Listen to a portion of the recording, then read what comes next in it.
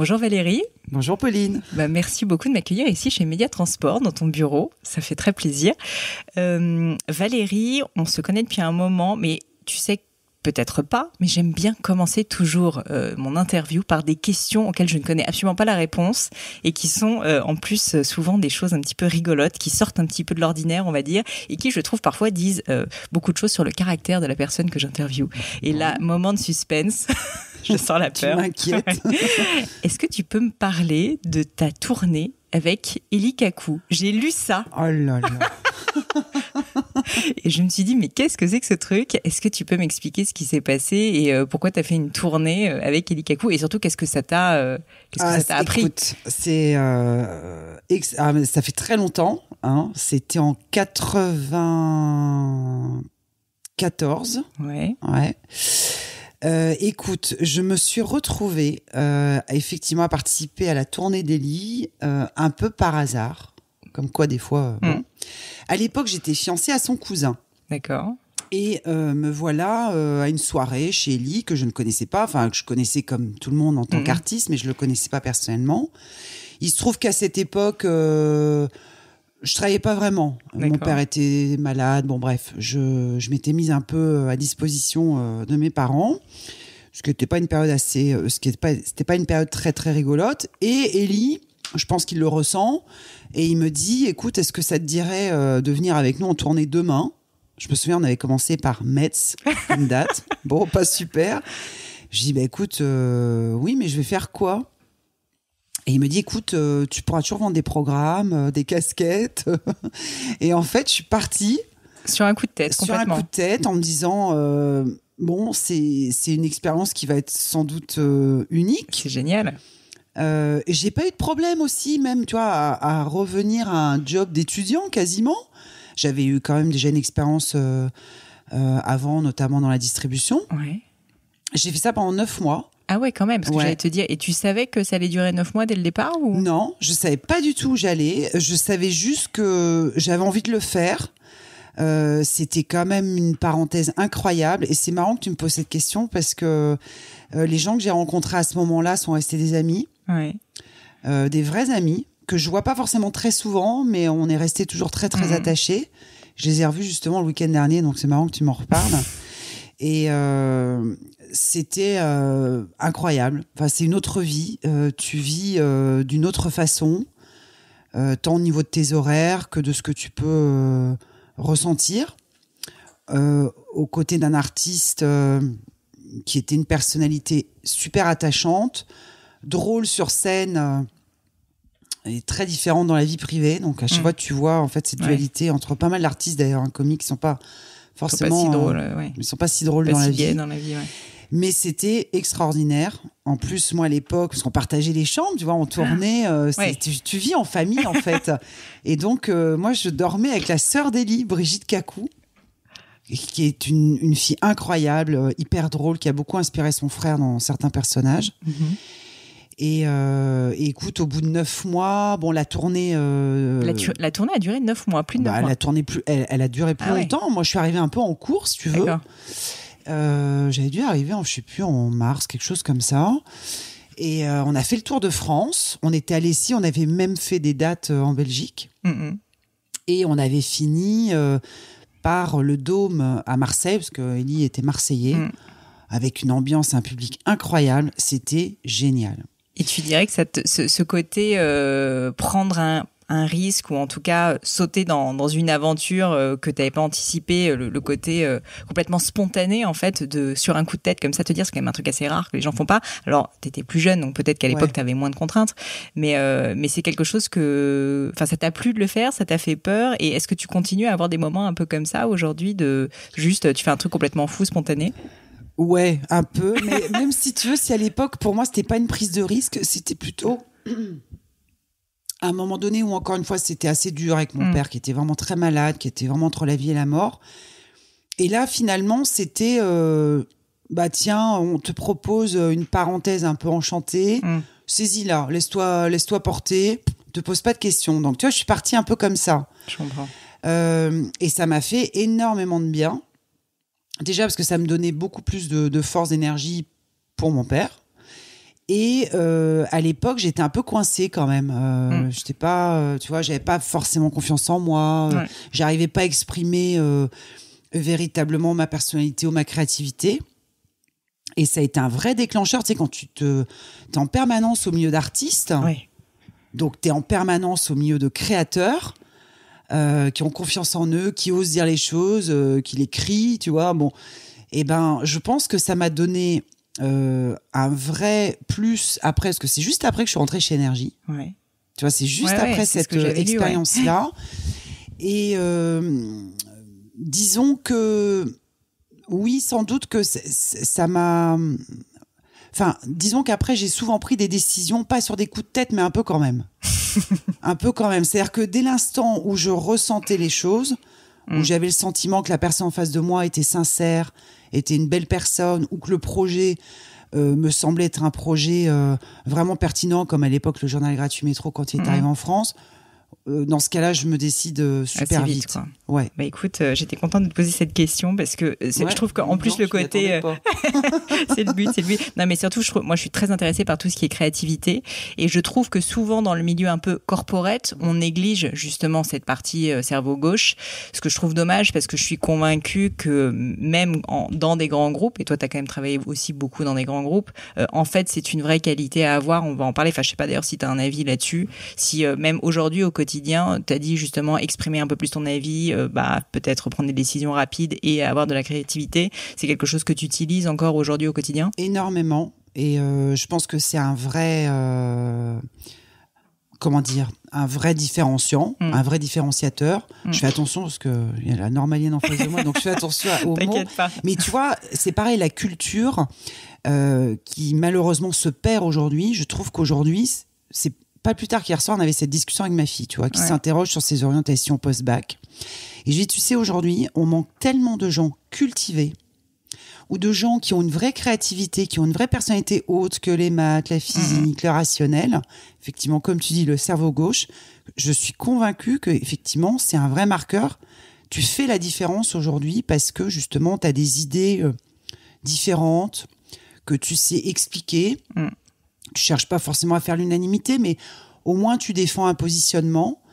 Et oui, je trouve que c'est très important. Et moi, la plupart des gens, tu vois, qui me marquent, c'est des gens qui ont soit l'un, soit l'autre, ou parfois les deux. C'est-à-dire soit ce côté créatif ou ce côté très cultivé, mais au sens noble du terme, pas au sens étalage, je sais tout. Je comprends. Et tu vois, c'est Mercedes Serra, qui est une grande dame de la communication, qui est normalienne également, mais tu vois, elle le dit souvent.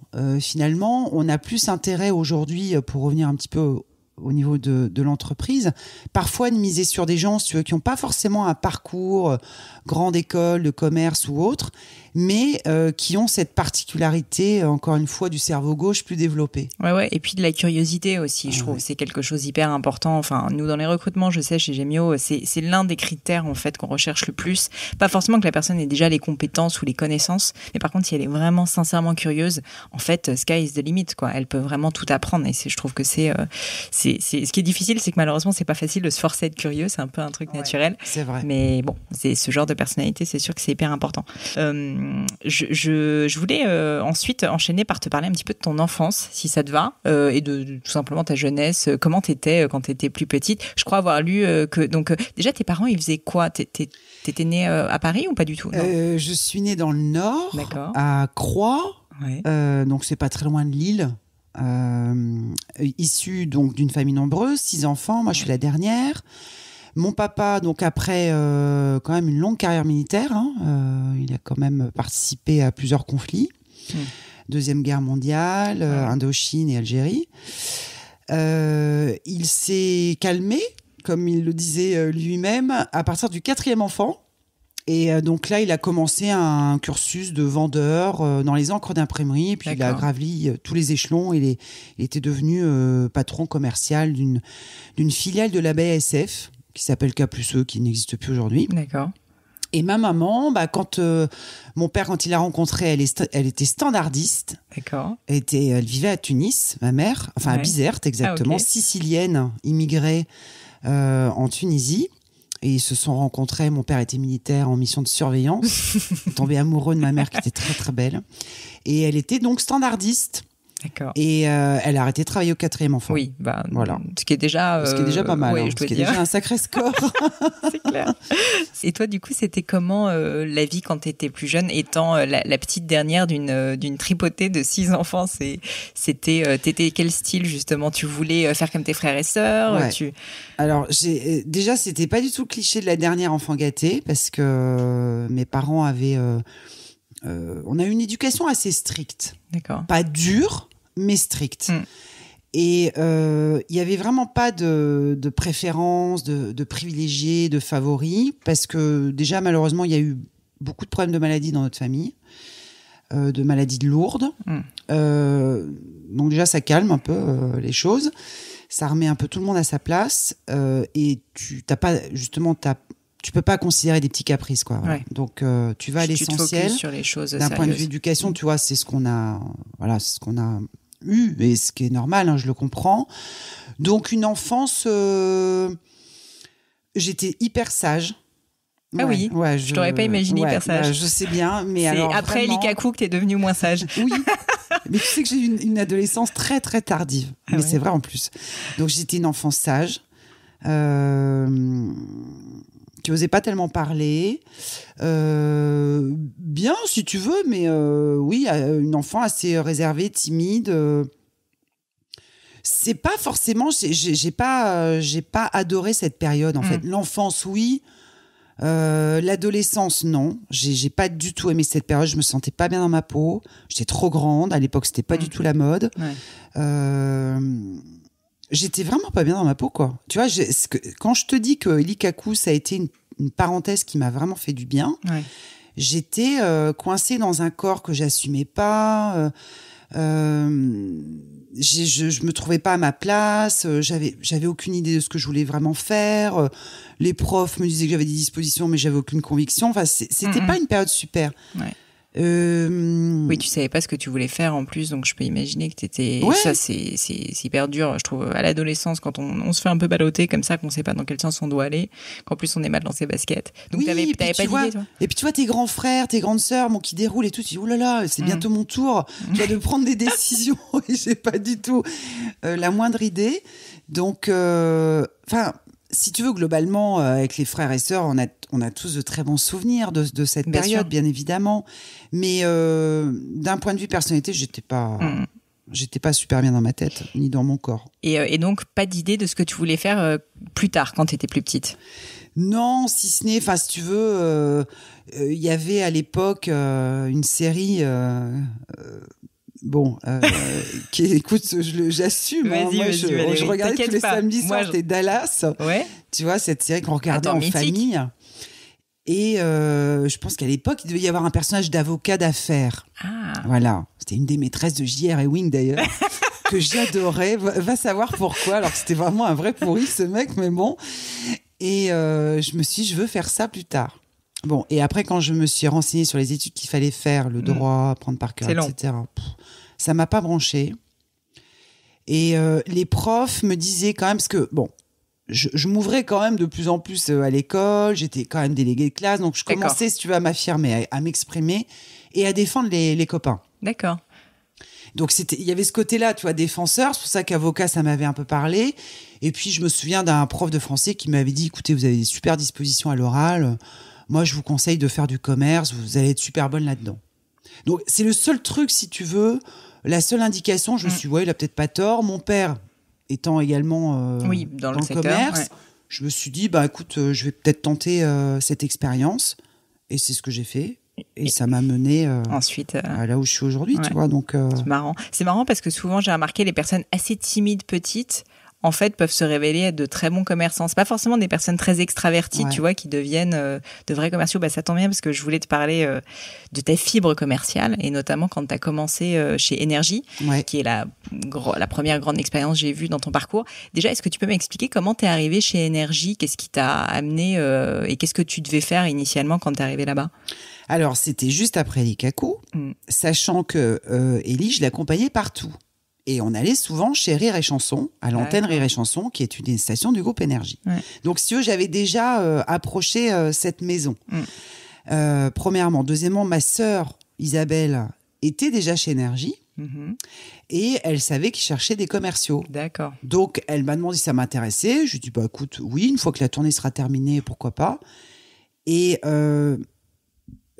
avant Ellie, j'avais eu une expérience quand même dans le groupe Chantel en distribution sélective. Donc, où là, j'avais appris énormément les méthodes, les techniques de vente, tout ce qui est programmation neurolinguistique. J'avais un directeur de vente à l'époque qui était un dingue de ça.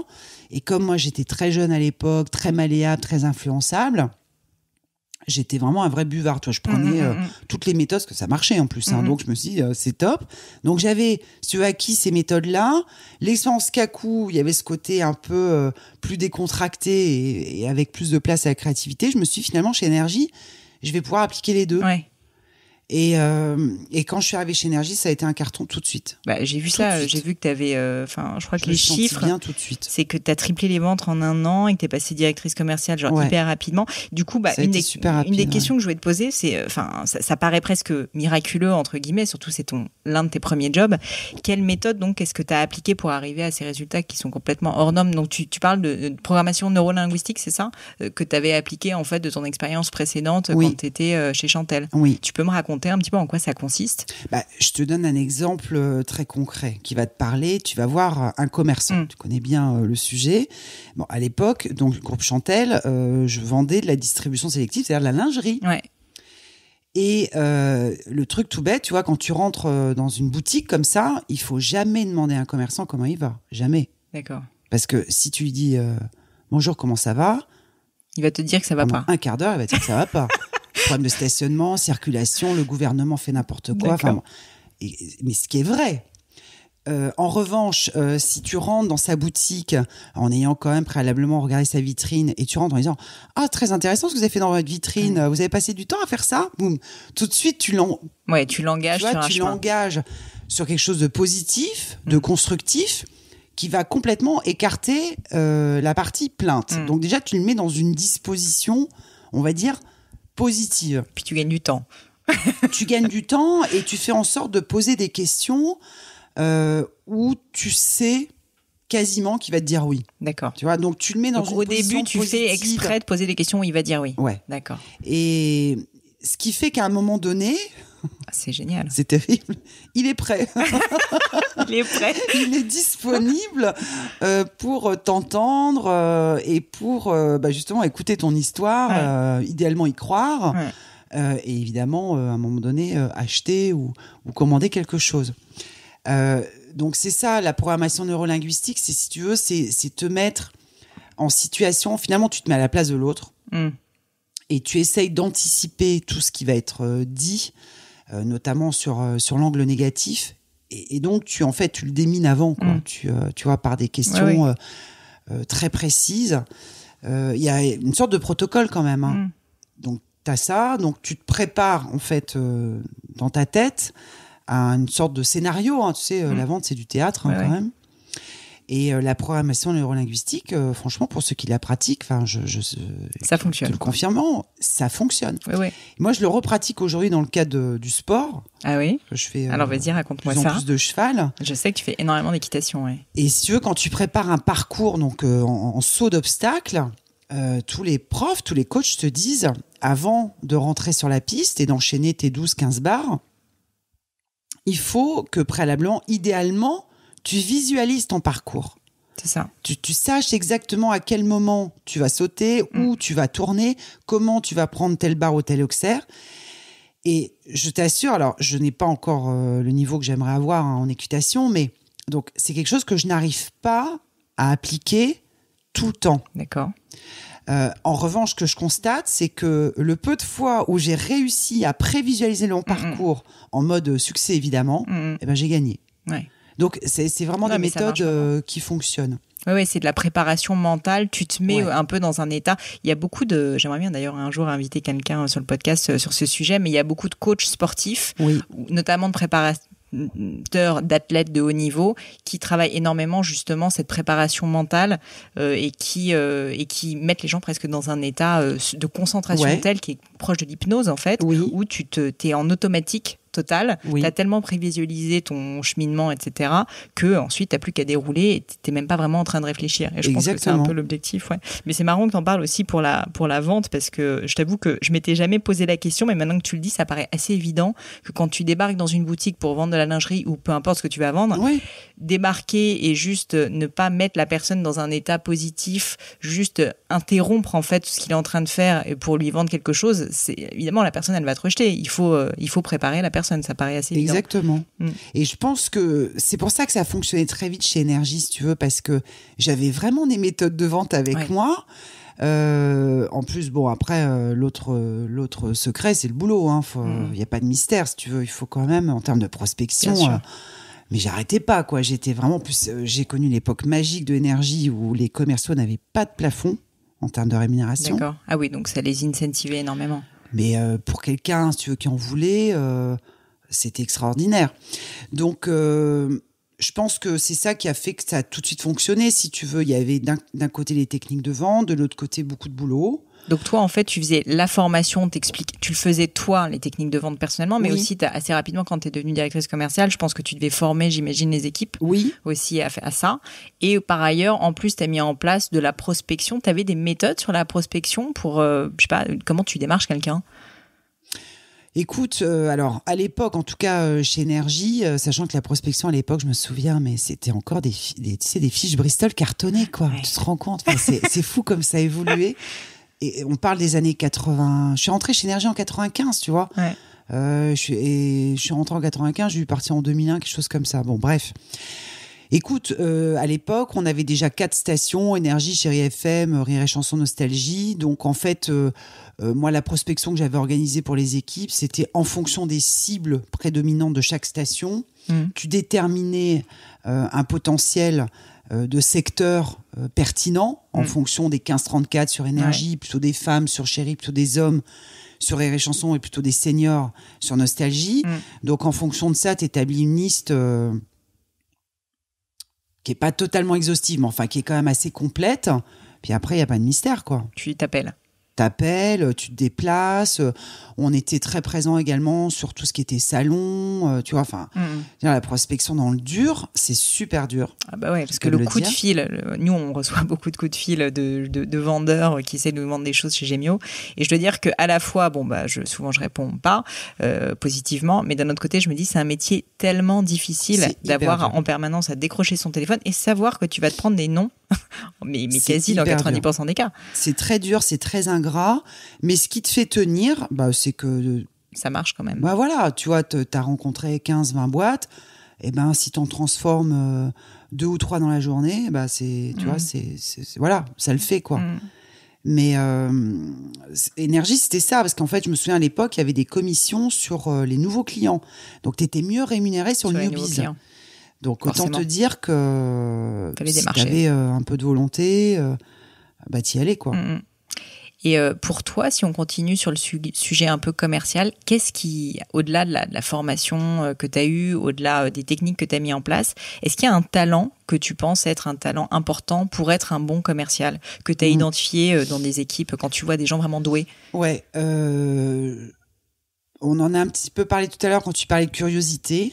Donc curiosité qu'on pourrait mettre dans l'écoute, tu vois, c'est-à-dire vraiment s'intéresser aux gens. Ouais, c'est ce que je répète à mes équipes en permanence. Du reste, c'est très vrai aussi dans le management.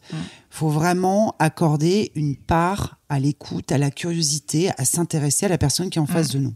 Ouais. Mais c'est tellement fondamental. C'est tellement rare. C'est rare.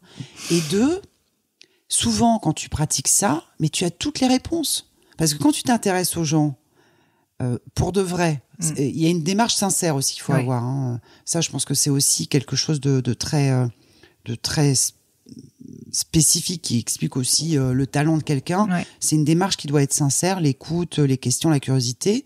Du coup, tu t'intéresses à la personne, tu comprends mieux ses objectifs, tu te mets à sa place, tu pratiques l'empathie. Hein, et donc, tu comprends exactement sa problématique et ses objectifs. Et du coup, tu réponds parfaitement à ce qu'elle attend.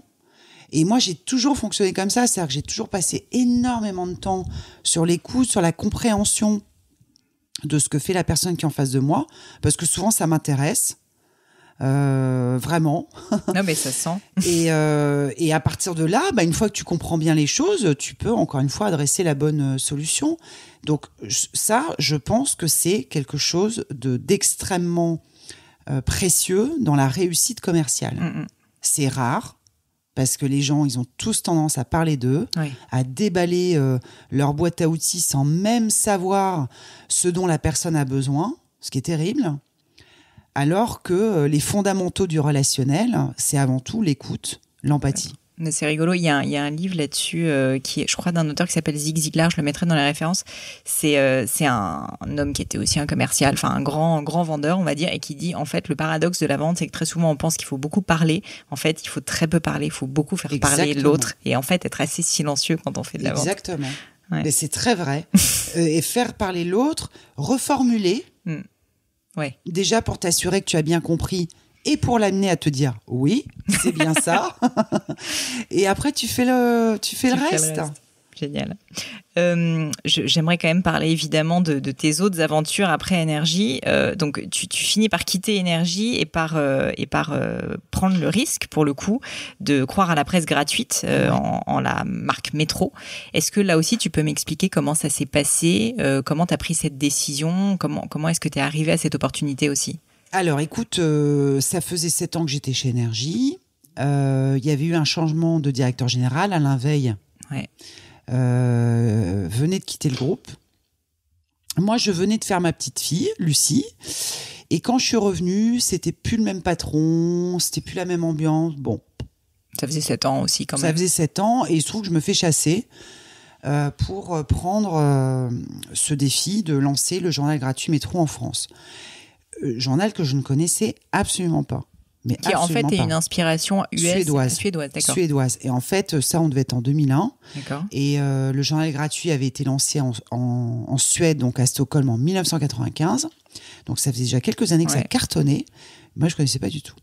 Et donc voilà, elle me raconte l'histoire et tout. Je me dis, c'est pas mal comme concept, finalement, offrir un journal d'information avec une contrepartie qui est le financement. Si c'est pas vous qui payez le journal, c'est la pub qui va financer ce truc-là. Ouais.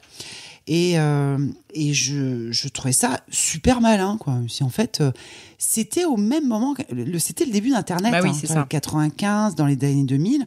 Donc, tu avais déjà ce New Deal, entre guillemets, où tu inversais pas mal la relation. Alors aujourd'hui, ça paraît banal. À l'époque, oui, c'était très récent. C'était vraiment très nouveau, tu vois. Et ça m'a vraiment tentée. Et je me souviens, à l'époque, j'en avais parlé avec une de mes collaboratrices chez Énergie, qui était la patronne du marketing de la marque Énergie, Florence Hermelin. C'était une fille vraiment brillante, qui est toujours d'ailleurs, qui a un super job aujourd'hui en agence, qui était très branchée socio, études sociologie, etc. Et je lui ai demandé son avis. Est-ce que tu crois à ce genre de choses ? Et elle m'avait dit oui, pour plein de raisons, je ne vais pas détailler là.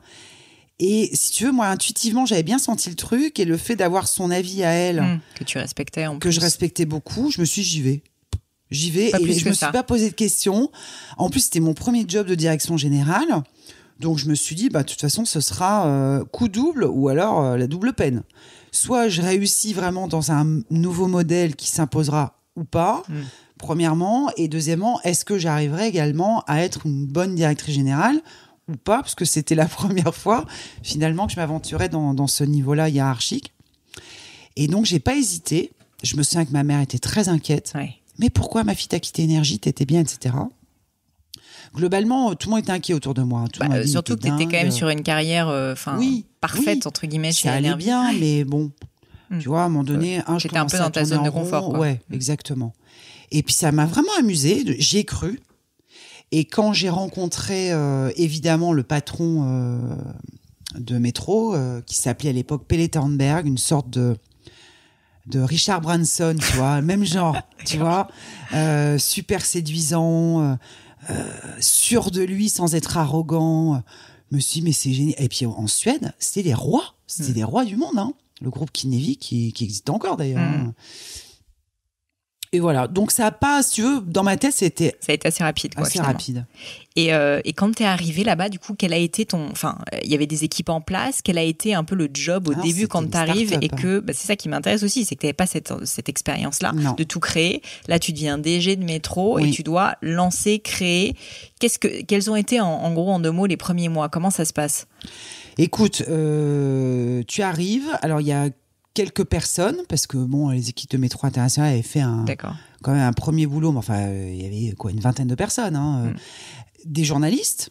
Ouais, donc ça, c'était la première fois que j'ai été amenée à travailler avec des journalistes, avec heureusement un super directeur de la rédaction, Didier Pourquerie. Mais si tu veux, c'était une population que moi, je ne connaissais pas du tout. Donc, tu arrives en te disant, il y a beaucoup de choses nouvelles. Il y a les journalistes, il y a la finance. Oui. J'avais jamais dirigé à la base. Je suis développeuse. Je suis pas. T'es pas financière. Je suis pas du tout financière. Tout ce qui était marketing, développement, pas de problème. Mais la finance, c'est un truc que je ne connaissais absolument pas. Et pour le coup, les Suédois m'avaient mise à l'aise très rapidement. Ils m'avaient dit, vous inquiétez pas, la finance, c'est nous. Donc, on va voir le budget avec vous en chaque début d'année. Et après, tout se décide à Londres, vous inquiétez pas. Et finalement, ça m'a arrangé. Et en fait, quand tu arrives dans un terrain comme celui-là, qui est quand même assez nouveau dans pas mal de choses, moi, ça a été mon réflexe, c'était de me dire, concentrons-nous sur ce que je sais très bien faire, c'est-à-dire développer. Et du reste, à l'époque, le CEO de Métro International, c'est ce qu'il m'avait demandé. Il m'avait dit, nous, ce qu'on veut, c'est que vous nous développiez le marché de la pub, parce que c'est le seul revenu de l'entreprise, donc c'est critique pour nous. Donc, en fait, je me suis concentrée, j'y suis allée étape par étape. C'est-à-dire que je me suis imposée d'abord parce que je savais faire, c'est-à-dire marketing, commercial, et ça a été un carton tout de suite. Une fois que j'avais fait cette démonstration, du coup, les équipes de Londres m'ont beaucoup plus impliquée dans la finance. Et m'ont expliqué ce qu'il fallait que je regarde, les tableaux de bord, les KPIs, et évidemment ça me sert toujours beaucoup aujourd'hui parce que apprendre la finance avec des Anglais, c'est super efficace. Donc ça m'a vraiment formé là-dessus. Et avec, si tu veux, la rédaction, les choses se sont faites finalement assez naturellement, sachant que tu diriges jamais des journalistes, jamais. Tu essayes de les convaincre, tu fais en sorte qu'ils s'approprient les choses. Indépendance de la presse en même temps. Oui, et c'est très bien comme ça. Mais tu vois, tu as un temps pour l'intégrer, pour l'accepter, et puis après, ça roule. Et dès l'instant, en fait, où tu es très à l'aise parce que tu performes, parce que très vite, on a été sur une phase ascendante et assez rapide, du coup, tu es dans cette spirale vertueuse où tu as plein de bonnes idées, où tu démultiplies plein de partenariats. À l'époque, tu vois, c'était pas rien pour nous à l'époque. On avait détrôné le Parisien sur des partenaires sportifs comme le Stade Français à l'époque, l'équipe de rugby. Mais je me rappelle, il y a une époque, c'était en plein là-dedans quand ça a démarré. Métro, c'était énorme. Vraiment, c'était tout le monde génial. Il faut dire, à l'époque, il n'y avait pas de mobile, donc les gens dans le métro, ils faisaient que ça. Ouais. Et en fait, si tu veux, en développant tous ces partenariats, surtout dans le milieu sportif, finalement, la rédaction m'a très vite respectée, tu vois, parce qu'ils voyaient bien que tout ce qu'on faisait, c'était bon pour le journal, c'était bon pour son image, pour son positionnement. Et à partir du moment où on a gagné de l'argent, c'est assez vite, tu vois, on a gagné de l'argent la 3e année du lancement. Après, c'était que du bonheur, quoi. Ouais, c'est ça. Et finalement, donc tu confirmes ton positionnement et les choses se font naturellement. Et c'était une expérience extraordinaire que je n'oublierai jamais. Mais vraiment. Et j'ai entendu dire justement que cette expérience t'avait même amené dans la suivante à partir pas partir de façon intentionnelle, mais t'avais une partie des équipes de métro qui t'avaient suivi. T'avais eu une extrême loyauté en fait des personnes avec lesquelles t'avais travaillé à l'époque. Donc on peut en parler quand t'es parti aussi pour redresser la tribune. Ouais. Ça m'intéresse beaucoup cette particularité parce que finalement je trouve que c'est quelque chose qui est assez rare, cette loyauté finalement aussi forte, et toi j'ai vraiment l'impression que ça te caractérise en fait de réussir à, comme peut-être tu t'intéresses aux gens, à vraiment créer en fait un groupe de personnes qui croient en toi et qui croient en tes projets et qui ont juste envie de te suivre. Est-ce que c'est quelque chose que tu as fait de manière consciente? comment ça s'est passé dans le cadre du transvasement entre métro et la tribune? Consciente, je sais pas, mais tu sais que ces gens-là, ils sont aujourd'hui chez Média Transport. L'histoire ne s'arrête pas. Je pense que, on en revient à ce qu'on disait tout à l'heure, c'est-à-dire, je pense que les gens, si tu veux, aujourd'hui, ils ont bien compris. Je suis quelqu'un, effectivement, d'exigeant, hein, ça c'est sûr. Je suis super exigeante avec moi-même d'abord, mais aussi avec mes équipes. Mais je suis super juste. Ça, ils le savent aussi. Et encore une fois, je suis beaucoup dans l'écoute. Donc, si tu veux, d'un point de vue management, je pense que ce qui est fondamental, c'est évidemment d'avoir une vision. J'en ai une. Enfin, j'ai réussi à chaque fois à avoir la bonne vista là où j'étais. Il faut de l'énergie, j'en ai pas mal. Et il faut être juste. Pour moi, c'est vraiment les trois, si tu veux, les trois mots-clés du bon manager. J'ose me considérer comme un bon manager parce que les résultats sont là et effectivement les équipes sont fidèles. Je pense que si les équipes sont fidèles, c'est parce qu'elles apprécient justement cette intégrité, cette transparence. On me l'a parfois aussi reproché d'être trop cash. Mais je dirais que les gens qui sont dans le même état d'esprit, c'est-à-dire sincères et intègres, se reconnaissent et reçoivent assez bien des mots parfois qui peuvent être durs mais justes et surtout qui correspondent à une vraie réalité. Dès l'instant où, encore une fois, tu es dans ce rapport vrai avec des gens qui sont disposés à recevoir la vérité, ce qui est loin d'être la majorité des gens, effectivement, là, il y a une relation super loyale, super fidèle qui s'établit et qui est magique. Moi, il y a des gens... Malheureusement, ça fait partie aussi du management où tu es bien évidemment aussi obligé de te séparer des gens parce que ça va pas pour plein de raisons. Pas seulement pour des sujets d'incompétence professionnelle, souvent pour des questions d'état d'esprit. Moi, c'est beaucoup ça qui m'a fait parfois arriver à des décisions assez irréversibles. Eh ben, je vais pas dire avec tout le monde, mais la grande majorité des cas, les gens que j'ai dû licencier à un moment donné ne m'en ont jamais voulu. Parce que ça n'a jamais été une surprise. Tu vois, je leur ai toujours dit, là, attention, va falloir améliorer. Ok. Deuxième Justement, fois. J'allais te poser la question, tu as un peu un cadre que tu respectes dans ce genre de cas quand ça ne se passe pas bien? Oui, c'est déjà de dire clairement aux gens ce que tu attends d'eux.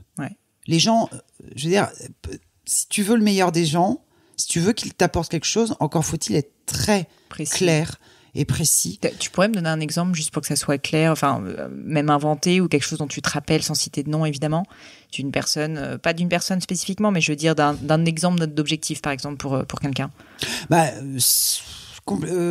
Précisément. Après ça dépend des situations, mais tu peux par exemple demander à ton directeur financier à un moment donné, au-delà de surveiller ton DSO. De faire en sorte que les achats soient le mieux contrôlés possible. Tu peux aussi lui adresser des objectifs très spécifiques, notamment sur des ressorts financiers que tu peux mettre en place, un peu décalés. Par exemple, là en ce moment, on est beaucoup dans tout ce qui est achat responsable. Tu vas de dire à un moment donné à ton directeur financier, oui, tu es là pour minimiser mes coûts, oui, tu es là pour assurer une bonne trésor, mais tu es là aussi pour participer à une démarche RSE. Donc, comment finalement ce qu'on peut gagner d'un côté en économie, on peut également le réinjecter dans une politique d'achat responsable qui a priori va te coûter plus cher, mais c'est pas très grave, tu vois, d'avoir à chaque fois, chaque année. Donc c'est des objectifs que tu redonnes chaque année, tous les ans, c'est une fois par an. Une fois par an, dans le cas d'un entretien annuel, principe que tu as avec tous tes patrons, tu refais le bilan de l'année et tu leur dis l'année prochaine. Je voudrais que tu réfléchisses à ça. Je voudrais que tu réfléchisses, par exemple, à le parc de voitures que nous avons pour les collaborateurs. Est-ce que tu peux travailler sur l'impact si on passait sur le tout électrique? Tu vois, c'est des exemples très concrets mais que je super, te donne. C'est parfait.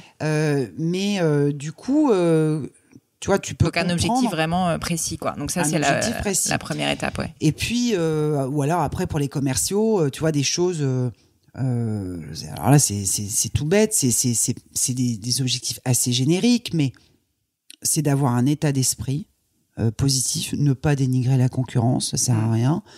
Parler de soi dans les meilleurs termes possibles, respecter les règles de l'entreprise, avec parfois des choses fastidieuses à faire, mais il faut les faire, tu vois. C'est en fait, c'est des préalables. Donc, et tu vois, il y a eu beaucoup de gens qu'on a dû sortir parce qu'ils n'acceptaient pas ça. Donc, mais encore une fois, je pense que le rôle du manager, c'est de dire exactement à la personne ce que tu attends d'eux, dans quel timing tu attends de ce résultat. Et j'irai après, si c'est pas fait, soit il y a des bonnes raisons et tu recales et tu redéfinis, soit il n'y a pas d'explication, tu l'as dit une fois, 2 fois, 3 fois, c'est fini, quoi. D'accord. Tu vois, ça fait... Je pense que c'est ça qui explique que les gens... en grande partie m'ont suivi parce que finalement, le fonctionnement, ils le connaissent. Oui, ça va pas de surprise. Et justement, au niveau des personnalités, du coup, j'imagine que tu es forcément amené à avoir des personnes qui acceptent le feedback, qui acceptent ton côté cash, comme tu dis. Comment tu fais pour savoir, au moment des entretiens ou de la rencontre avec les personnes, que ces personnalités vont te correspondre ? Est-ce qu'aujourd'hui, il y a des signaux, on va dire, qui te viennent à l'esprit ? Je t'avoue que ça reste toujours super difficile de recruter la bonne personne. Mais c'est bon à savoir que même pour toi, entre guillemets, alors que tu l'as fait... Ah oui, et puis je continue à faire des erreurs. Mais c'est ce qu'il y a de plus difficile, je trouve, dans l'entreprise. C'est de trouver la bonne équipe, de recruter les bonnes personnes. Donc, écoute, moi, il y a un truc que je fais souvent, c'est qu'après l'entretien, je demande souvent à la personne de m'écrire. Tu vois, là, faites-moi un mail, juste pour voir si vous avez bien compris ce que j'attends de vous, de reformuler un petit peu cet entretien et de me dire pourquoi c'est vous, Pauline, et pas une autre. En général, la personne me dit « Ah bon, mais il y a un cas spécial. » Non, ça, c'est vous. C'est parce que c'est là où tu peux découvrir le style de la personne. Et c'est vrai que c'est un petit truc quand même que j'aime bien faire parce que ça te permet de voir l'esprit de synthèse. Ça te permet déjà, évidemment, de voir si la personne a compris, quand même, accessoirement. Mais ça doit pas être toujours le cas, en plus. Non, parfois, ça part un peu dans des considérations... qui sont finalement pas du tout essentielles, tu vois. Mais bon, c'est intéressant. La motivation, c'est-à-dire tu vois à quelle vitesse la personne t'envoie ce mail. C'est par mail, en général, je demande ça. Donc tu te dis, bon, est-ce que la personne a envie ou pas ? Est-ce qu'elle a bien compris ? Est-ce que j'aime bien sa façon d'écrire ? Est-ce que, parce qu'à l'écrit, des fois, on se vend mieux, plus facilement aussi qu'à l'oral. Donc, finalement, elle peut te révéler des choses à l'écrit sur ses compétences ou ses qualités qu'elle n'a pas forcément exprimées. Donc ça, c'est un truc que j'aime bien faire. Et puis après, j'ai des questions souvent récurrentes.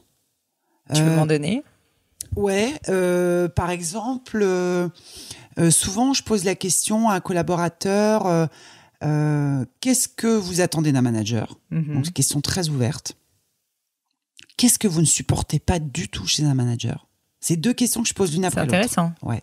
Et t'as quoi comme réponse en général ? Alors, très souvent, qu'est-ce que j'attends d'un manager ? C'est qu'il me fasse confiance, c'est qu'il m'accompagne, c'est qu'il me donne un cap.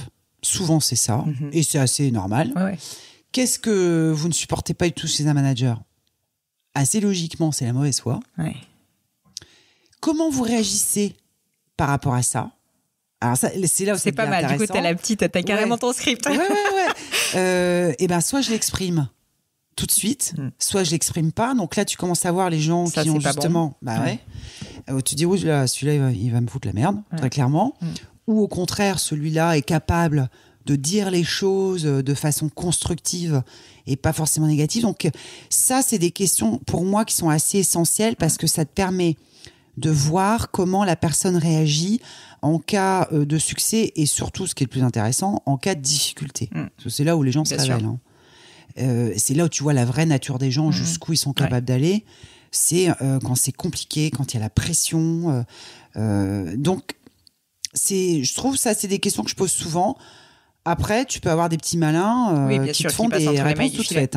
Bien sûr. C'est pour ça que malheureusement, je continue à me tromper en recrutement. Bien sûr. Bah écoute, c'est le cas. Je pense que malheureusement c'est le cas de tout le monde, mais c'est aussi que, comme tu dis, les circonstances aussi quand on travaille sont parfois tellement différentes et puis les jobs évoluent. Enfin, tu vois, c'est pas évident. Pour avancer un peu, parce que le temps passe et on a encore plein de trucs à se dire, je voulais parler de la tribune quand même. On a parlé peu de temps de métro, mais tant pis. La tribune, qu'est-ce qui te donne envie de prendre ce risque fou de redresser la tribune? Là aussi, je te pose un peu toujours la même question, mais qu'est-ce qui fait que tu passes donc de métro qui se passe quand même très très bien à quand même une entreprise en difficulté qu'il faut complètement relancer? Écoute, chez Métro, ça faisait 7 ans. Le journal tournait super bien. On gagnait de l'argent. Le confort s'était un peu installé. Moi, je voulais développer la partie appli mobile parce que... Tu sentais bien que... Bah oui, puis en l'occurrence, mon concurrent 20 minutes avait pris de l'avance là-dessus. Ça m'énervait un petit peu. Et surtout qu'ils avaient raison de le faire. Et j'avais un peu de mal à me faire entendre par les Suédois. Bon, ça, c'est un peu le contexte. Ça a commencé un petit peu à m'agacer. En me disant, ils se trompent, tu vois, ils font une erreur stratégique de ne pas y aller. Et puis, parallèlement, Alain Veil, toujours, qui me fait cette proposition. Donc, si tu veux, Alain Veil, il avait déjà monté Next Radio, il était déjà super successful avec RMC, qu'il avait adressé de façon spectaculaire. Il avait lancé avec succès BFM Télé. Donc, quand tu as un patron comme ça... hyper charismatique, qui réussit tout ce qu'il fait, qui t'appelle pour te dire j'aimerais bien le faire avec vous, bah déjà ça te fait plaisir. Ouais, c'est clair. Et ça te donne envie. Donc il m'a donné envie et je me suis dit, et c'est ce qu'il m'avait dit aussi, si tu veux, ce qui l'intéressait chez moi, sachant qu'on s'était évidemment connus, on avait travaillé ensemble déjà beaucoup chez Énergie, il m'a dit moi ce qui m'intéresse justement, c'est l'expérience que tu as eue chez Métro. Donc on va réinventer ce modèle de la presse payante qui est en train de mourir. On va vraiment revoir le modèle ensemble.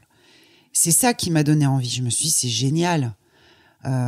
Finalement, ce que j'ai réussi à faire, moi, chez Métro, et ce que Alain a réussi à monter au niveau de son groupe, on va y arriver.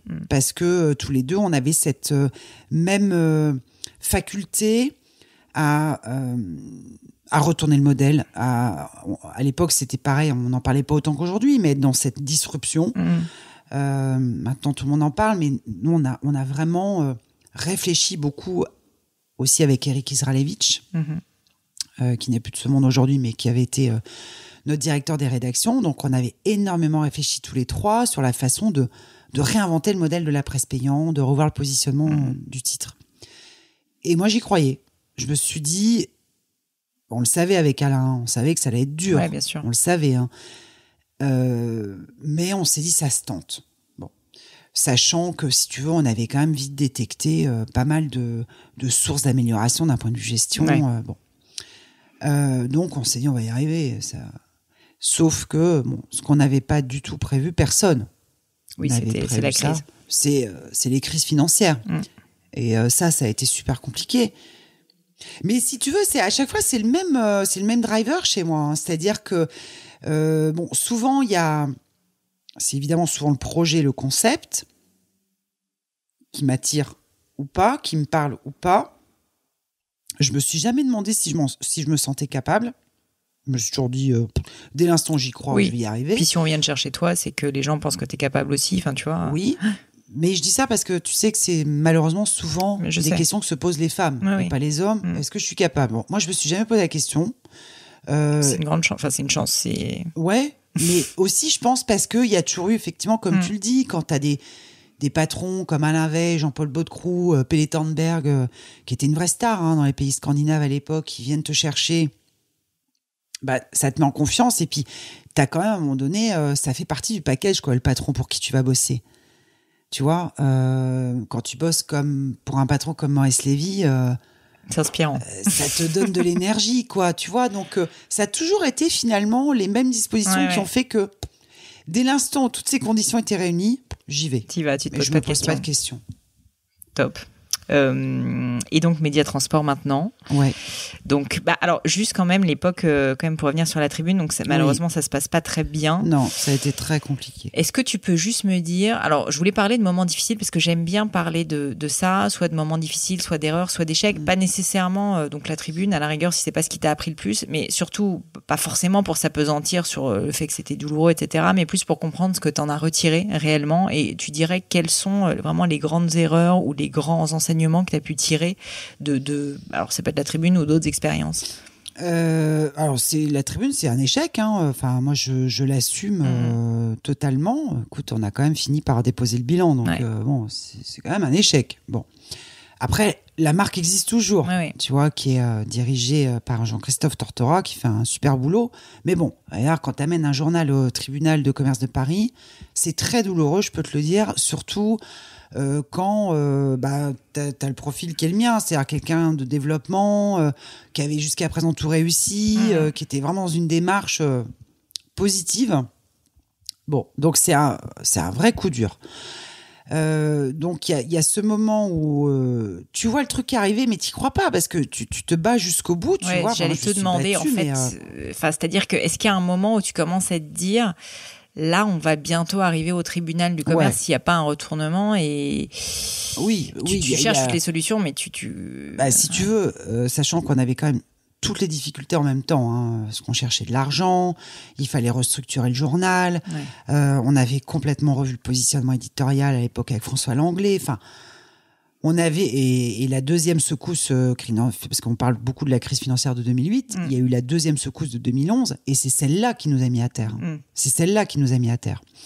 Quand les États-Unis ont été dégradés du AAA au AA, celle-là, ça a été la crise de trop. Donc, oui, tu le vois arriver, parce que moi, je m'étais quand même placée sous procédure de sauvegarde, qui est l'équivalent du Chapter 11 aux États-Unis, donc on était qui est avant la liquidation judiciaire. Exactement. En fait, qui est un moment un peu tampon où on essaie justement de redresser de geler ta dette. Exactement. Donc ça te permet en fait d'optimiser ta trésor, qui quand tu cherches des fonds, c'est quand même pas neutre. C'est sûr. Donc on avait pris vraiment avec mon directeur financier de l'époque, Gauthier Normand, les bonnes décisions, vraiment, je pense. Sauf qu'à un moment, l'administrateur, tu vois, il avait beau nous voir nous battre, il nous a dit à un moment donné. Va peut-être falloir arrêter là c'est sans issue et là tu comprends que oui effectivement t'as plus de solution quoi. Tu vois, on avait fait 80 roadshows, tu vois, en banque d'affaires pour trouver des investisseurs. On avait trouvé plein des investisseurs, on n'avait pas trouvé le leader, tout le monde voulait suivre, mais personne ne voulait être le premier. Pourquoi? Parce que on devait mener un plan social. Que finalement j'avais retardé. En fait, si tu veux, quand Alain Veil m'a donné vraiment les clés du journal, parce que j'avais du coup récupéré 80% du journal et Alain en avait gardé 20%. À ce moment-là, donc on sait qu'il faut trouver des fonds, il faut lever des fonds rapidement, on sait qu'il faut quand même restructurer le journal, mais on se dit à l'époque, avec le directeur de la rédaction, on va attendre de trouver l'investisseur pour faire le plan social. D'accord. Erreur. Voilà. Il faut commencer. Qu'est-ce que je retire de cette expérience? Ben voilà, c'est quand tu as... D'abord assainir les finances et puis ensuite, après, tu lèves des fonds. Malheureusement, oui. Tu vois, c'est dur parce que c'est des décisions dures, tu vois, socialement. T'as jamais envie de le faire. T'as jamais envie de le faire. Mais à l'époque, tu vois, la tribune, c'était 180 postes. Le plan social qu'on avait imaginé portait sur une quarantaine de postes. Eh bien, tu vois, quand on a liquidé, on en a détruit 130. Ouais. Donc, voilà, moi, c'est l'erreur majeure. C'est de ne pas avoir pris cette décision tout de suite. Et quelques grands patrons à l'époque que j'avais rencontrés me l'avaient dit. Pourtant, on m'avait dit, Valérie, il faut jamais reculer ce genre de décision parce que un jour ou l'autre, elles reviennent en effet boomerang et c'est parfois trop tard. Souvent, on dit que les décisions les plus difficiles, en fait, il faut les prendre assez tôt. Tout de suite. Et ça a été voilà l'erreur majeure que j'ai commise à la tribune. Parce que le reste, bon, globalement, tu vois, même le président du tribunal de commerce nous avait quand même félicité. En disant, bravo, vous avez fait tout ce que vous pouviez faire. Puis vous êtes battus, quoi. Et on s'est battus jusqu'à la fin, mais c'est l'enseignement. C'est de me dire, voilà, effectivement, les décisions. Quand tu sais, à l'évidence, tu n'as pas le choix, tu vois, c'est pas une décision comme ça à l'emporte-pièce. Tu regardes ton organisation, tu regardes ton PNL, tu dis non, ça tient pas, quoi. Donc, t'as pas le choix, il faut le faire comme ça. Et à l'époque, j'avais encore de la trésor, donc je pouvais le faire. Je l'ai pas fait. Voilà. Donc c'est l'erreur majeure que je reconnais, tu vois. Écoute, tout à ton honneur. Mais à un niveau plus personnel, est-ce que tu dirais que ça t'a appris des choses aussi sur toi-même, tu vois, de face à la difficulté, face à des gens aussi qui sont du coup dans des moments difficiles? Oui. En fait, si tu veux, ça te renvoie beaucoup à... comment c'est un peu compliqué à exprimer, mais... tu vois, à l'époque, sur la tribune, j'étais assez partagée. J'avais quelque part une petite voix qui me disait certaines choses et que j'ai pas écoutées à la tribune. Et je peux te dire que je l'ai vraiment regretté parce que c'est vrai que pour des personnes intuitives en plus, c'est un des rares moments où finalement je me suis pas écoutée, où j'ai écouté un peu trop des gens bien pensants, tu vois, plutôt un côté un peu rédaction, journaliste, etc. Tu vois, le côté un peu bobo. Je peux le dire comme ça. Vas-y. Voilà. Quelle erreur. Tu vois, j'aurais dû écouter vraiment ce qu'une voix intérieure me disait, c'est-à-dire parle vrai, dis exactement aux gens où tu en es, explique aux journalistes qu'à un moment donné, il va faire un plan social. Tu vois, il y a plein de choses qu'on s'est interdit de dire sous prétexte, mais non, ils comprendront pas. Quelle erreur. Si, je pense qu'ils auraient compris, ils n'étaient pas plus bêtes que les autres. Il y a certaines choses, voilà, que je me disais, il faudrait que je fasse ça, et finalement, je les ai pas faites. Et ça, à titre personnel, ça renvoie finalement à une question de confiance, hein. Tu vois, et à la tribune, finalement, peut-être que j'ai manqué de confiance en moi. Parce que c'est vrai que c'était super dur. Vraiment, le moment était très, très compliqué. T'as quand même tous les emmerdes du moment en même temps, quoi. Dans un contexte très compliqué. Donc, je pense que fatalement, j'avais un peu perdu confiance en moi en me disant, oula, est-ce que je suis de taille ? J'avais quand même un concurrent en face de moi, mine de rien, qui est l'homme le plus riche de France, Bernard Arnault, avec Les Échos.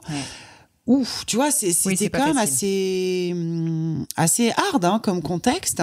Donc, je pense qu'à un moment donné, j'ai perdu un peu confiance en moi. Je ne me suis plus écoutée. Et à titre personnel, je pense que ça a été une grosse erreur. Que tu ne commettras plus, du coup. Que je ne commets plus et je cultive même ma petite voix intérieure. Génial. Justement, c'est une belle transition pour parler de Média Transport. Alors, on va en parler un petit peu rapidement parce qu'une fois de plus, le temps tourne. Mais Média Transport, donc suite à l'échec de la tribune, tu t'es aussi une fois de plus toujours appelé, cette fois par Maurice Lévy, pour venir d'abord dans un premier temps, c'est ça, être vice-présidente de Média Transport. C'est ça, oui. Et maintenant t'es DG. Oui. Qu'est-ce que ça fait, parce que c'est quand même en termes de step un grand groupe, aussi toujours dans un secteur que tu connais pas forcément très bien. Je connaissais pas du tout. Toujours un peu le même schéma avec un homme charismatique qui vient te chercher. Et cette fois en fait, quel était ton mandat quand t'es arrivé chez Média Transport ? Si je reprends les termes de Maurice, réveiller la belle endormie. Voilà, cette belle entreprise avec de très beaux réseaux, de très beaux produits, mais qu'il fallait dynamiser. Donc c'est ce qu'il m'a demandé. Je tiens quand même à dire que Maurice, ça a été quand même un des rares patrons français, je précise, à m'avoir fait confiance après cette expérience de la tribune. Parce que je voudrais quand même en parler 2 secondes. Vas-y, j'y avais pas pensé, mais en fait, c'est vrai que le côté liquidation... Quand tu vis un échec comme ça, tu as 2 façons de voir les choses. la façon, la vision française qui depuis a évolué, je dois dire, grâce aux startups d'ailleurs, beaucoup. Un peu, mais c'est pas si simple, hein, je peux te dire que... Ouais, c'est pas encore ça, mais... On le dit, mais maintenant, est-ce que la ça nouvelle se fasse économie a de ce point de vue-là quand même, d'une certaine façon, banalisé l'échec, au sens, tu te trompes, c'est pas grave, tu te pivotes et tu fais autre chose. Bon. Donc là, on est en 2012. Je peux te dire que l'échec en France, c'était pas terrible encore, hein. Et ce qui était assez rigolo, c'est que finalement, les seuls à m'avoir appelé, c'était des boîtes américaines, Microsoft, Eric Boustouler à l'époque. Il y a des managers américains qui disent que si la personne qu'ils veulent recruter n'a pas vécu de grand échec, en fait, ils ne la recrutent pas. C'est même l'inverse aux États-Unis parfois, parce qu'ils estiment qu'en fait, du coup, t'as pas vécu ça, t'as pas appris, quoi. Et c'est le cas de Microsoft, qui d'ailleurs, à tel point, chaque année, ils ont un événement qui célèbre. Ouais, le Falcon. Exactement. Alors, j'avais trouvé ça incroyable et exactement ce que tu dis, c'est-à-dire, non, finalement, quand tu as vécu un échec et que tu l'as compris, hein, que tu l'as analysé, évidemment, si tu continues à pleurer dessus, bon, il n'y a pas grand intérêt, mais si tu en ressors quelque chose, effectivement, tu te dis, mais tu es encore plus fort parce que c'est des erreurs qui t'ont marqué et que tu ne referas pas. Ouais. Donc, c'était assez rigolo de voir finalement que les boîtes américaines étaient super intéressées par ce que j'avais fait. Mes gens m'ont félicité, si tu veux, pour ce que j'avais fait à la tribune. La plupart des boîtes françaises, d'ailleurs, je me demandais pourquoi ils voulaient me voir, tu vois, des chasseurs de tête français qui finalement, tu vois, je voyais sur leur visage une sorte de compassion assez malsaine. Le sourire un peu gêné, quoi. Ouais, envie de leur dire, mais pourquoi tu m'as appelé, quoi, tu vois, bon. Et Maurice, qui lui, à l'américaine, tu vois, considère que ton expérience est super intéressante, qui m'avait dit, vous avez été super courageuse, bravo, vous êtes allée jusqu'au bout, bon.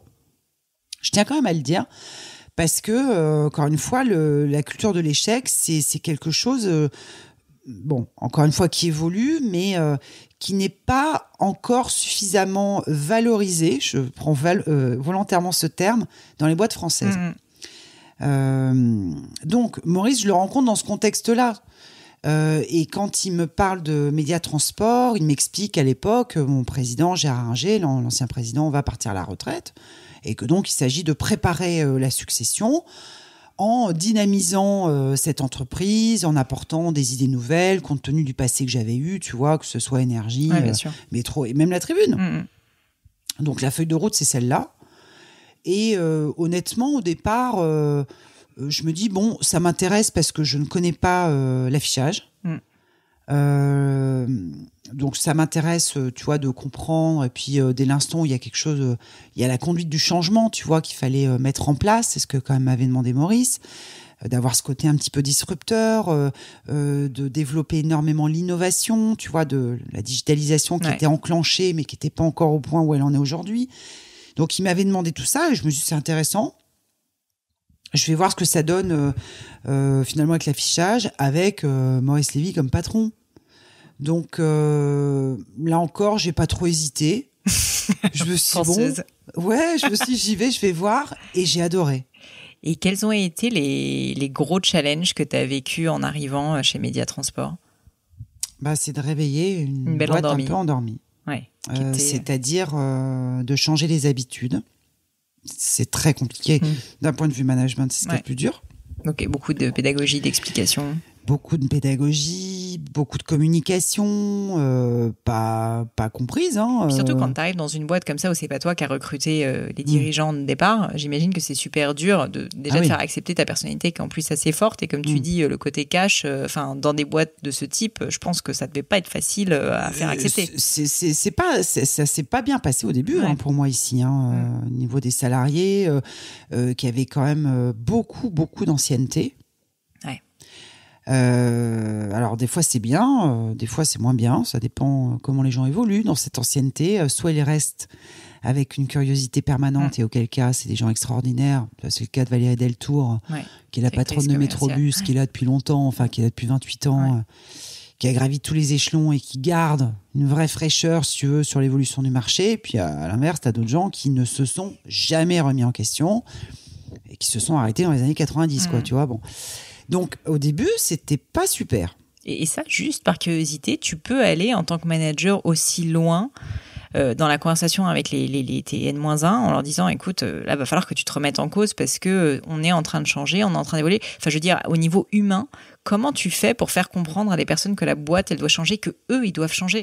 En leur expliquant comment la société évolue. Et ça, c'est ce que j'ai appris à la tribune.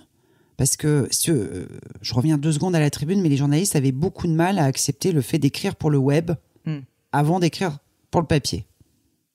Le débat qui est enfin dépassé aujourd'hui, mais enfin à l'époque, je peux t'assurer que c'était un vrai sujet. Et à chaque fois, je leur disais, mais comment vous vivez, vous, aujourd'hui? Enfin, quand tu fais tes courses, tu fais quoi maintenant? Tu continues au supermarché? Non, je fais mes courses en ligne. Je dis, bah, voilà. Alors, évidemment, les courses, c'est pas du contenu éditorial, mais enfin, globalement, à chaque fois, j'essaye, si tu veux, d'expliquer aux gens pourquoi il faut changer. C'est parce que la société évolue, parce que les usages bougent, et que si on ne comprend pas la trajectoire de ces nouveaux modes de vie, des nouveaux modes de consommation, on va rater un truc. Regardons ce qui s'est passé en presse, en musique à l'époque. Si on veut pas se prendre le tsunami, il faut déjà bien comprendre la société dans laquelle on évolue, bien comprendre les évolutions technologiques pour préparer au mieux notre entreprise aux prochaines décennies. Donc, je commence toujours par là. Alors, quand tu as des gens intelligents, très vite, ils disent « bah oui, elle a raison ». Donc, très vite, ils te suivent.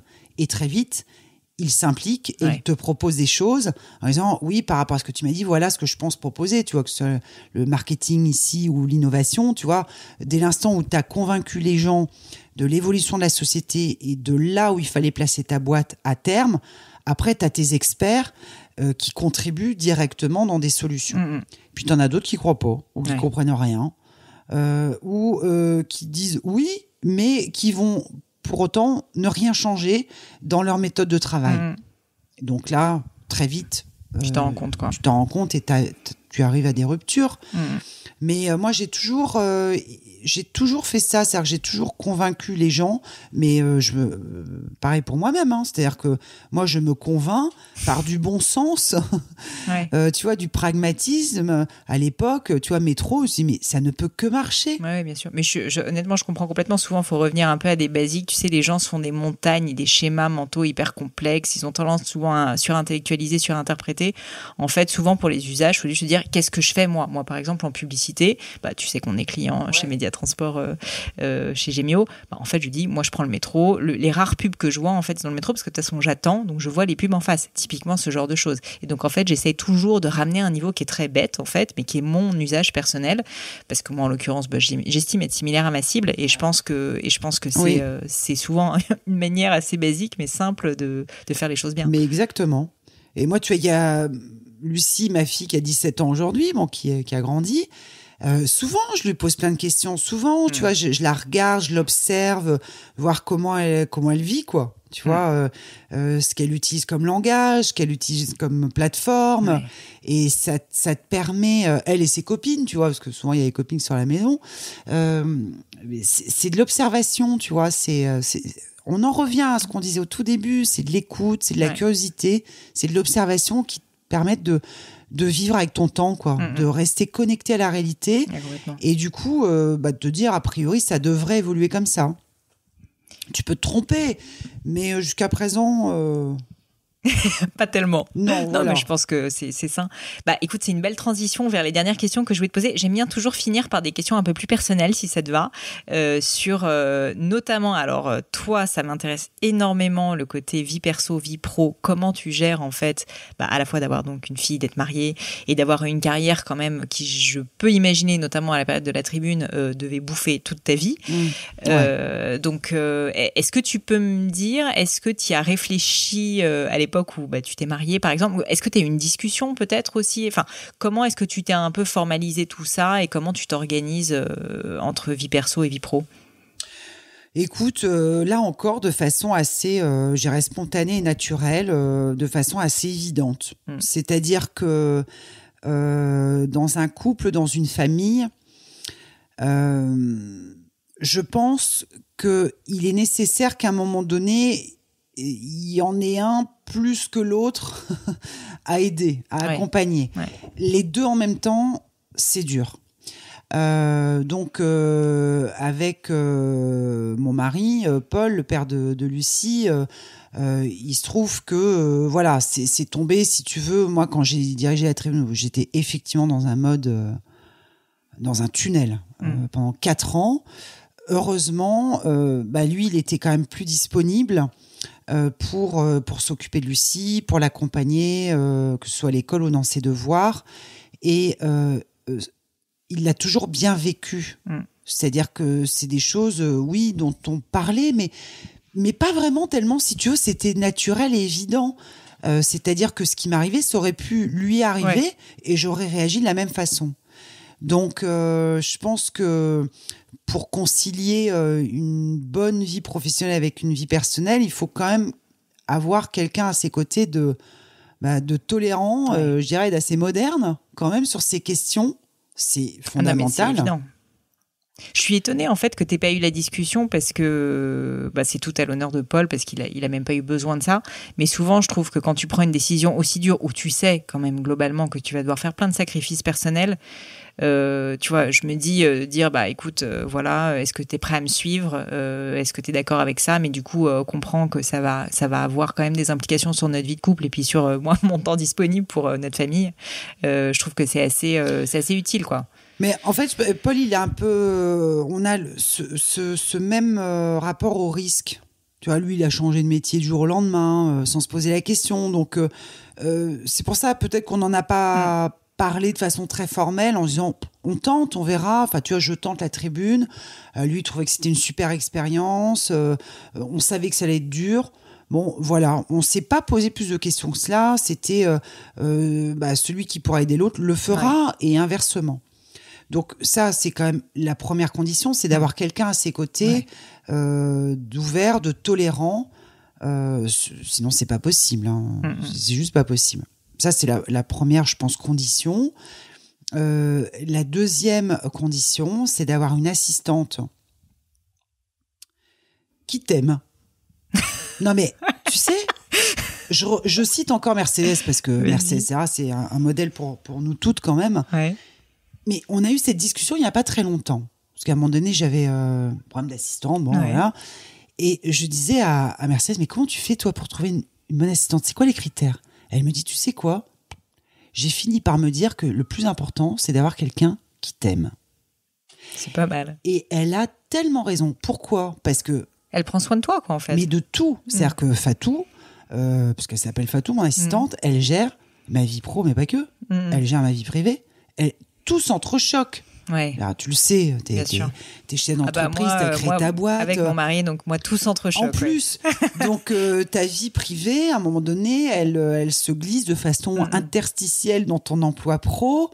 Et c'est comme ça, parce que t'arrêtes vraiment jamais. Tu vois, enfin, le week-end, tu restes à mi-temps. Enfin, bon. Donc, il faut effectivement avoir quelqu'un... à ses côtés, en qui tu aies suffisamment confiance pour tout partager. Oui. Mais Fatou, c'est tout. Oui, Fatou, c'est tout de ma vie. Une fois que tu arrives à ça, cette relation, c'est génial. Parce que tu arrives à passer de l'un à l'autre avec beaucoup de, je dirais, de souplesse, d'efficacité, d'agilité. Donc... tu vois combien de fois elle m'a aidée, ne serait-ce que pour Lucie, quand elle part en stage de maths ou autre, t'as des formulaires à remplir, ce genre de truc, t'as pas toujours le temps, quoi. Tu vois, bon. Et t'as quand même essayé de mettre en place une organisation, par exemple, pour passer du temps. Je sais que tu fais beaucoup d'équitation. Ouais. Je crois que t'en fais avec ta fille aussi. Oui. Donc, est-ce que t'as des moments quand même qui sont vraiment dédiés à ta famille, où t'arrives à faire la part des choses et à te dire non, là, il faut que je lâche. Toujours, j'ai toujours eu ça. Quand Lucie était plus petite, le mercredi midi, il y avait rien d'autre que le déjeuner avec ma fille. Mais il pouvait se passer n'importe quoi. Je déjeunais avec elle et je passais, tu vois, on déjeunait ensemble, je l'amenais au cheval parce qu'elle a démarré le cheval très très tôt, Lulu. Donc je l'amenais au cheval et puis voilà. Bon, on avait ce moment toutes les deux. Aujourd'hui, bon, elle a grandi, autant dire que le mercredi, elle préfère déjeuner avec ses copines, et ce qui est bien normal.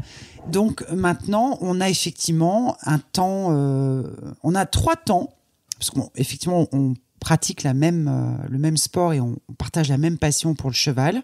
On a 2 chevaux d'ailleurs aujourd'hui. Donc on monte le lundi soir à Paris.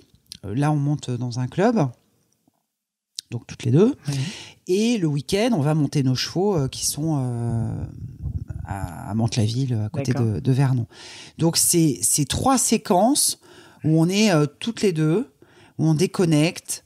On est là en se disant bon allez, aujourd'hui on va faire ça. Enfin tu vois, on écoute de la musique dans la voiture parce qu'on a 40 minutes pour aller là-bas. Donc on écoute de la musique, on chante ensemble, ou elle me parle de sa semaine, moi je lui parle de la mienne. Et c'est hyper important pour ne pas perdre le contact, là encore, c'est ça. Avec une ado, voilà, parce que ça va super vite, quoi. Ça grandit tellement vite. Et c'est là où je suis contente, si tu veux. Je crois que c'est ma plus grande satisfaction. Et j'espère que ça va continuer, c'est d'avoir quand même plutôt pas mal réussi professionnellement et d'avoir une relation avec ma fille exceptionnelle. Exceptionnelle, tu vois, on partage beaucoup de choses. Donc ça, je suis super contente. Bah, tu peux, parce que c'est tellement rare. Mais j'ai l'impression que t'as fait justement des choix quand même, tu vois, de ce fameux mercredi, ce temps passé en fait rigide. Certes, tu dis les 2, vie pro et vie pro, sont tout le temps liés, mais tu mets quand même un cadre. À un moment, il y a des trucs qui sont indéboulonnables, parce que sinon, en fait, tu te fais bouffer. Bah, tu n'y arrives jamais. Ouais. Mais sinon, tu as toujours un truc à faire. Si tu réponds à toutes les invitations tous les soirs, tu as 3 soirées en moyenne, tu n'es plus chez toi. Donc effectivement, à un moment donné, il faut quand même hiérarchiser et ne pas oublier l'essentiel. Et l'essentiel, c'est la famille. Et tu as eu quand même des moments où tu t'es senti à un moment donné dans ta vie coupable. Tu sais, c'est une question, je trouve, pour beaucoup de femmes de se dire je passe pas assez de temps avec mon mari, avec mes enfants. Oui, d'ailleurs, c'est pas, une vie de couple, il y a des hauts, il y a des bas. Pour rien te cacher, on est plutôt dans un bas en ce moment avec Paul parce que oui, je me dis, je suis pas beaucoup disponible quand même, tu vois. T'as beau faire des efforts, t'as beau effectivement t'imposer des choses. Il y a des moments, tu peux le comprendre, tu te dis, je suis pas assez disponible pour lui, je suis pas assez attentive, tu vois. Parce que il s'agit pas d'être là, quoi. Il s'agit d'être là vraiment. Ouais. Tu vois, c'est pas juste une présence physique qui faire des choses ensemble, discuter. Voilà. Et c'est vrai que c'est pas toujours facile. Non. Donc il y a des moments où tu arrives à mieux le gérer qu'à d'autres. Moi, je parle un peu de ma vie perso pour une fois. C'est marrant parce que je me disais souvent qu'il fallait que je passe beaucoup de temps avec mon mari parce qu'on travaille ensemble. Donc on se voit, mais en fait sans se voir. Il y a beaucoup de gens qui disent vous passez votre vie ensemble, mais en fait j'ai pas l'impression de le voir tant que ça. Et du coup, ce qu'on fait maintenant, c'est que régulièrement on se planifie des soirées sans téléphone, sans aucun lien avec le monde extérieur, si tu veux, ou juste, on peut aller au resto si tu veux, mais on discute, en fait. On passe du temps ensemble et vraiment, on se raconte pas juste notre journée de travail, mais juste on parle de l'avenir, de nos rêves, de nos prochaines vacances, peu importe, mais vraiment sans aucune interruption extérieure. Et je trouve que ça change tout. Je me rappelle la première fois qu'on l'a fait, il m'a dit, c'est marrant, c'est la première fois depuis très longtemps, j'ai l'impression que tu étais vraiment là. J'ai l'impression que tu étais vraiment avec moi. Et moi, de la même manière. Et je trouve que, je me permets, je sais pas si c'est un conseil ou quoi, mais quand t'es avec quelqu'un, je pense qu'il faut vraiment être à 100% avec la personne, parce que sinon en fait si t'es juste à côté, ça sert à rien. Autant ne pas y être. Oui. Tu as raison. Donc voilà, ça marche. Et au-delà de la vie de couple, moi j'aime bien demander quelques petites questions à la fin du podcast sur notamment tout ce qui est sport et alimentation. Alors sport, tu m'en as parlé, j'ai l'impression que c'est vraiment important pour toi. Ouais. Tu dirais que tu as toujours été d'un naturel sportif. Toujours. Et qu'est-ce que ça t'apporte? Pourquoi tu as fait ce choix? C'est juste pour être bien dans ton corps. Enfin, en tant que femme très active, on pourrait imaginer que tu laisses déborder la vie professionnelle justement sur cette hygiène de vie. Qu'est-ce qui fait que ça a été important pour toi? Écoute, j'ai l'impression que je fais du sport depuis toujours. En tout cas, on avait commencé avec ma sœur à faire de la compétition en natation. Tu vois, on avait 12 ans. Donc, et puis avant, comme j'étais déjà grande, je jouais pas mal au basket, tu vois. Donc, le sport, ça a toujours été là comme D'abord, un moment de dépense, voilà, où tu te lâches, quoi. Tu t'amuses, parce que gamin, tu te marres quand même au basket. Alors, en natation, tu te marres moins quand même. Tu te marres moins en natation. Face au carreau, bon. Mais moi, ça a toujours été plutôt une hygiène de vie. Bon. Après, il y a une époque, quand j'ai commencé à travailler, mais en fait, j'ai toujours fait plein de sports différents. J'ai touché quasiment à tous les sports. J'ai eu des périodes vélo, j'ai eu des périodes tennis, périodes natation, puis après plus de natation pendant des années parce que j'étais écœurée justement de ce carrelage là avec lequel tu passes à peu près une heure en c'est pas le sport le plus entraînement. facile, la natation. C'est pas le sport le plus facile. Et puis après, l'équitation qui est arrivée, puis qui est repartie parce que des chutes assez sévères. Donc tu te dis, je remonterai plus. Et puis ça te reprend. Bon. Donc ça a toujours été présent dans ma vie. Une grosse période running aussi, course à pied, où je me suis bien abîmé les genoux. Et aujourd'hui, alors à mon âge, parce que maintenant, plus de 50, je fais du sport aujourd'hui plus pour m'entretenir. Ça a été longtemps pour m'amuser, parfois pour me dépasser mes limites physiques, parce que j'ai de bonnes dispositions physiques, je touche du bois, j'ai un corps sportif, quoi. J'ai cette chance. Donc, et puis des fois des coachs qui me faisaient croire que j'aurais pu être championne et j'avais la faiblesse de les croire, tu vois. Donc, je me souviens d'entraînements, notamment dans le running, de dingue. Mais pourquoi t'as fait des marathons? J'ai fait des semi-marathons avant de me broyer les genoux, parce que maintenant j'ai plus de cartilage, j'ai plus rien. Mais il y avait quand même cet esprit compète qui était là, alors que je retrouve aujourd'hui dans l'équitation. T'es un peu compète. Oui. Ouais, quand même. Mais je continue à nager parce que j'ai retrouvé le goût de la natation il y a maintenant 5 ans. Et je nage toutes les semaines. Je fais mes 5 bornes par semaine. Ah oui, quand même. Ouais. Et le cheval, c'est au moins 3 séances par semaine. Donc, tu arrives à concilier quand même vie de famille, hygiène de vie personnelle et boulot. Ouais. Tu dors beaucoup? Non. C'est ça. J'allais dire, il y a un moment où l'équation ne fonctionne pas. Je dors pas beaucoup. Tu dirais que tu dors combien d'heures par nuit à peu près? 5 heures. Ah ouais, donc c'est faible. J'ai pas besoin de mais c'est dingue, si tu veux, quelle que soit l'heure. C'est génial. Franchement, c'est une grande chance. Ouais, je sais. Et je récupère très vite. Je sais que c'est une chance. Tu vois, hier soir, j'étais super crevée par contre. Je me suis écroulée à 22h30. Mais écroulée. Oui, de temps en temps, ton corps a besoin de récupérer quand même, quoi. Je suis réveillée depuis 3h30 du matin. Ah oui, d'accord. Donc, tu vois, les 5 heures, ils sont... C'est incroyable. J'ai pas besoin de mettre mon réveil, c'est... Bon. Donc, j'ai pas besoin de beaucoup de sommeil. Et le week-end, j'arrête pas. C'est-à-dire que même le week-end, c'est timé. Oui. C'est peut-être le côté amélioré dans ma vie. C'est timé, tu veux dire boulot le week-end? C'est-à-dire que on se lève tôt le week-end avec ma fille pour monter à cheval. Ça prend du temps d'y aller, de préparer les chevaux. Tu vois, Parce que j'allais dire, le cheval, c'est pas le sport en termes de rapport temps. Ah non, ça te prend du temps. Ça prend énormément de temps. Peut-être moins que le golf, mais quand même, ça te prend quand même du temps. On rentre, on déjeune, après je vais nager. Je reviens, Lucie, pendant ce temps-là, elle fait ses devoirs.